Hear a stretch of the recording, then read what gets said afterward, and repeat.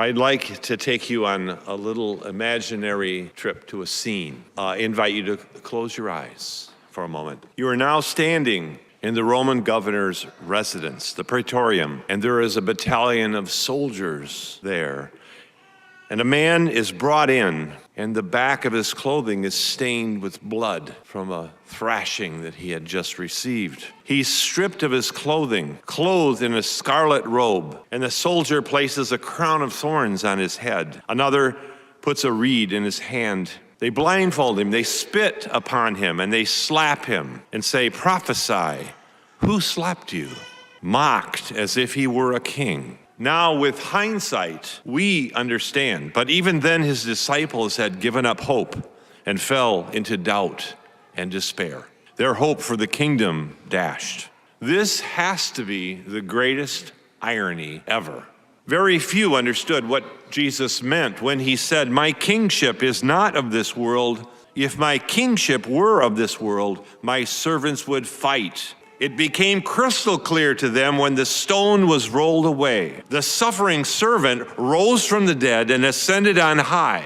In our second reading today from Colossians, we see that all things were created through him and for him. And in him all things hold together, and he will come again. The ruler of all. I invite you to close your eyes again. Then I saw heaven opened, and behold, a white horse. He who sat upon it is called Faithful and True, and in righteousness he judges and makes war. His eyes are like a flame of fire, and on his head are many diadems. And he has a name inscribed which no one knows but himself. He is clad in a robe dipped in blood, and the name by which he is called is the Word of God. And the armies of heaven, arrayed in fine linen, white and pure, followed him on white horses.